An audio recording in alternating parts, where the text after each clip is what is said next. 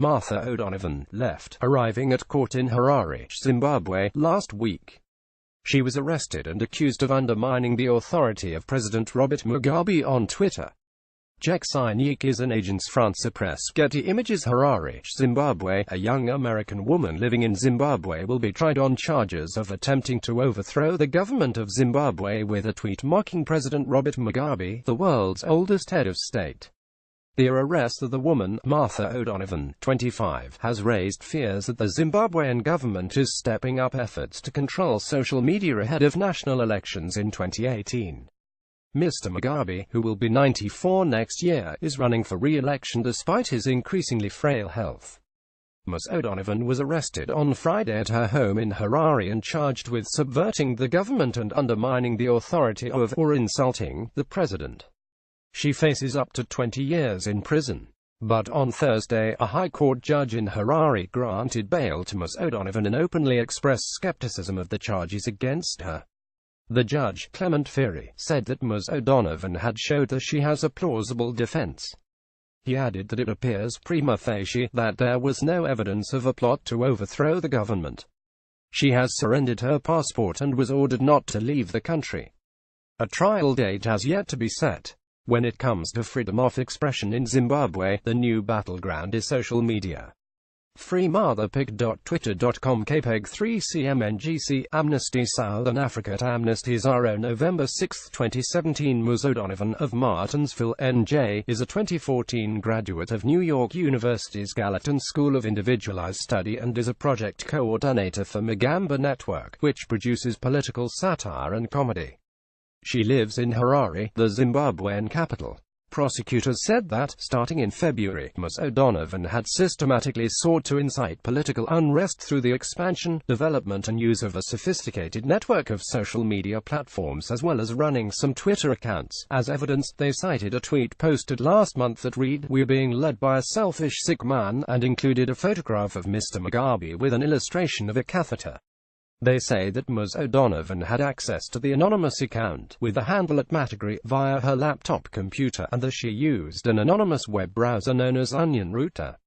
Ms. O'Donovan's goal, prosecutors charged, was to replicate offline uprisings like what happened in Tunisia and Egypt in 2011. The @Matagri account, which has accumulated a wide following, including among Zimbabwean journalists, for incisive posts about Mr. Mugabe's government, has continued to tweet since Ms. O'Donovan's arrest. Abe Shava, who is representing Ms. O'Donovan and is a member of Zimbabwe Lawyers for Human Rights, said he looked forward to the start of the trial. Asked how his client was doing, Mr. Shava said, "One cannot be entirely excited as her freedom is curtailed." Ms. O'Donovan's employer, Mugabe Network, which focuses on youth culture and news, describes its vision as a democratic and just Zimbabwe. It is funded in part by the Imidja Network, a foundation established by Pierre Imidja, the eBay founder. A social media campaign started by the organization under the hashtag #FreeMother urges Zimbabweans to call for her release, and is being spread by local and international rights groups. Mugabe itself has been targeted for the work that we do in new media, social media, said Sam Fairaimonro, one of Mugabe's leaders and a comic known as Comrade Fatso.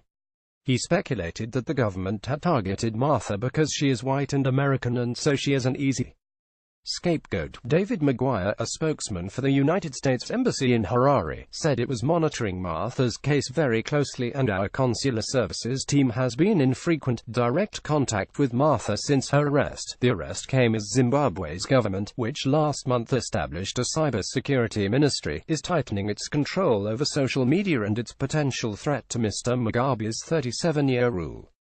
The government began a crackdown last year on activists who use WhatsApp and Facebook, leading to some of the biggest street protests in years. The crackdown has helped keep the nation's streets quiet this year. But as Mr. Mugabe prepares to run for another term, Ms. O'Donovan's arrest indicates that the authorities are unlikely to tolerate even the slightest criticism of the aging leader. Led by Mr. Mugabe's wife, Grace Mugabe, the president's closest allies have been closing ranks behind him. This week, they engineered the removal of one of the two vice presidents, Emmerson Mnangagwa, who was regarded as a strong contender to eventually succeed Mr. Mugabe. In an apparent display of strength, Mr. Mugabe had the airport in Harare, the nation's biggest, renamed for him on Thursday.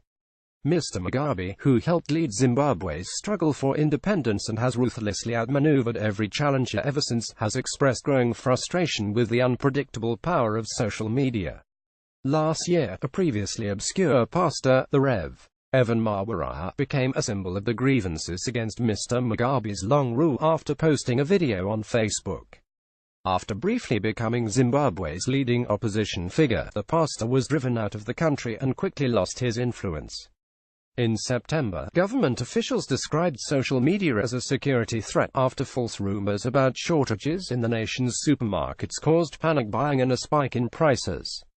Mr. Mugabe's longtime finance minister, Patrick Chinamasa, was appointed the new cybersecurity minister last month. It is not known where, or whether, the ministry has a physical office. Correction: November 9, 2017. An earlier version of this article misidentified an anonymous web browser. It is Onion Router, not Orion. Jeffrey Moyer reported from Harare, and Norimitsu Onishi from Johannesburg. Megan Specia contributed reporting from New York. A version of this article appears in print on November 10, 2017, on page A6 of the New York edition with the headline "American Woman in Zimbabwe Faces Prison Over Tweet Mocking Mugabe."